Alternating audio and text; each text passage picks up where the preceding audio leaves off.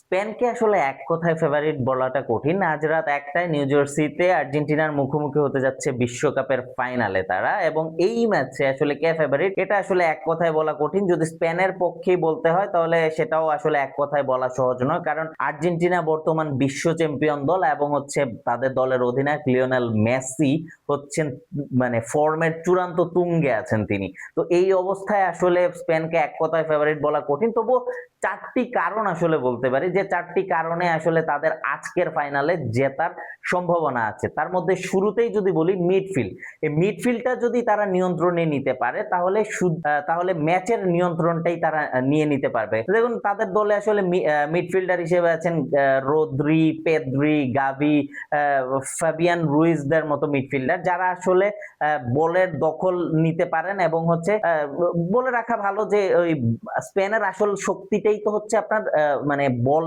দখলে রাখতে পারা, ছোট ছোট পাস দিয়ে। আর এই যে মিডফিল্ডারদের নাম বললাম তারা আসলে সবাই হচ্ছে ওই ছোট ছোট পাসের মাধ্যমে মিডফিল্ডটা নিজেদের নিয়ন্ত্রণে রাখতে পারেন। আর এই মিডফিল্ডটা নিজেদের নিয়ন্ত্রণে মানে আর্জেন্টিনাকে দীর্ঘ সময় মানে তারা যেভাবে ছোট ছোট পাসে নিজেদের বল দখলে রাখতে পারেন, তাতে আসলে আর্জেন্টিনাকে যদি তারা দীর্ঘ সময় বল দখল মুক্ত রাখতে পারেন, অর্থাৎ আর্জেন্টিনার পায়ে বল যেতে না দেন, তাহলে আসলে আর্জেন্টিনার যে আক্রমণাত্মক যে প্রভাব সেটা আসলে কমে যাবে। মেসি এবং হচ্ছে হুলিয়ান আলভারেজরা আসলে আক্রমণাত্মক প্রভাব থেকে ছুটে গিয়ে আসলে রক্ষণের দিকে তারা মনোযোগী হয়ে যাবেন, এবং রক্ষণে মনোযোগী হলেই আসলে তাদের গোল করার একটা পরাস্ত করা, অর্থাৎ হচ্ছে এমি মার্টিনেজকে পরাস্ত করার যে একটা ঝুঁকি, সেই ঝুঁকিটা আসলে বেড়ে যাবে।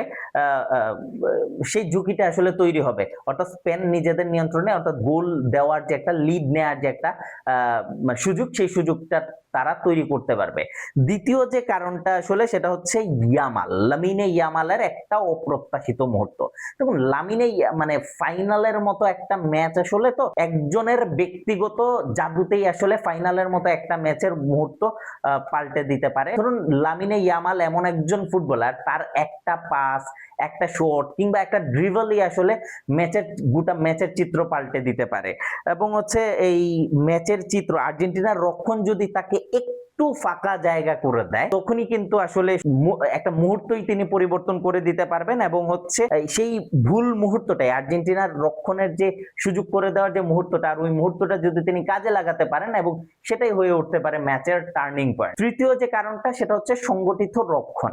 আসলে এবারের বিশ্বকাপে স্পেনের সবচেয়ে স্থিতিশীল ইউনিটগুলোর মধ্যে একটি হচ্ছে তাদের ডিফেন্স, এবং এই ডিফেন্সটা হচ্ছে আপনার মানে তারা শুধু মানে ডিফেন্ডারদের উপর নির্ভর করেই থাকে না, তারা দলগতভাবে সবাই মিলে প্রেস করে এবং দ্রুত বল পুনরুদ্ধার করে, অর্থাৎ বল হারালো তাদের কাছ থেকে, হারানো মাত্রই মুহূর্তের মধ্যেই তারা পুনরুদ্ধার করে ফেলার চেষ্টা করে। এবং এটা যদি তারা করে এই ম্যাচে, সেটা হচ্ছে মেসির জন্য একটা ঝুঁকিপূর্ণ, বিপজ্জনক, কারণ এই ম্যাচেও যদি তারা একই কৌশল ধরে রাখতে পারে তাহলে মেসির জন্য ফাঁকা জায়গা তৈরি করাটা কঠিন হয়ে উঠতে পারে, এবং ফাঁকা জায়গা যদি তৈরি করা কঠিন হয় তখন আসলে গোল করতেও তিনি ব্যর্থ হবেন। স্পেনের coach Luis de la Fuente আসলে ম্যাচ এর আগের দিন যে সংবাদ সম্মেলন হয়েছিল, সেই সংবাদ সম্মেলনে তিনি বলেছেন যে মেসিকে একজন প্লেয়ার দিয়ে তারা মার্ক করে রাখবেন না, বরং দলগতভাবেই তারা মেসিকে প্রতিহত করার চেষ্টা করবেন। এবং সবশেষ যে কারণটা সেটা হচ্ছে আত্মবিশ্বাস এবং ধারাবাহিকতা। স্পেন এবারের বিশ্বকাপে সবচেয়ে বেশি কঠিন প্রতিপক্ষ পেয়েছে, আর্জেন্টিনার তুলনায় কঠিন প্রতিপক্ষ পেয়েছে নকআউট পর্বের ম্যাচগুলোতে। তারা পেয়েছে বেলজিয়ামকে, তারা পেয়েছে স্পেনকে, পেয়েছে রাউন্ড 16-এ, কোয়ার্টার ফাইনালে পেয়েছে বেলজিয়ামকে, ফ্রান্সকে পেয়েছে সেমিফাইনালে, এবং সবগুলো দলে কিন্তু শক্তিশালী এবং ফেভারিটের তকমা নিয়ে এবারের বিশ্বকাপে এসেছিল। সেই দলগুলোকে হারিয়ে তারা যখন ফাইনালে এসে পৌঁছেছে তখন আত্মবিশ্বাসেরও তারা তুঙ্গে, তারা তো ধারাবাহিক পারফরমেন্স করে এসেছে, ওই ধারাবাহিকতাটাই কিন্তু তাদেরকে একটা আত্মবিশ্বাস যোগাবে এবং তারা মানসিকভাবে তাদেরকে একটু অনুপ্রেরণা যোগাবে বর্তমান বিশ্ব চ্যাম্পিয়ন আর্জেন্টিনার বিপক্ষে ফাইনালে নামার আগে তাদেরকে এই ম্যাচটা জিততে অনুপ্রেরণাও যোগাবে। এবং এই চারটি কারণে আসলে স্পেনকে এগিয়ে রাখবে, এবং হচ্ছে 2010 সালের পর আরো একবার 2026 সাল অর্থাৎ 16 বছর পর আবারও তাদের বিশ্বকাপ জয়ের সম্ভাবনা তৈরি হয়েছে আসলে এই চারটি কারণে।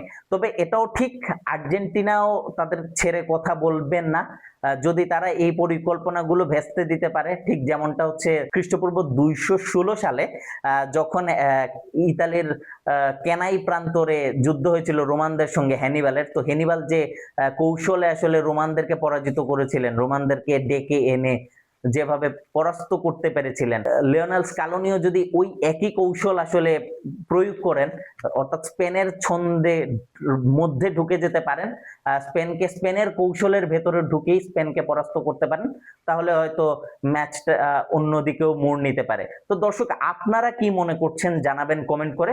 সঙ্গে থাকুন দেশ দর্পণের।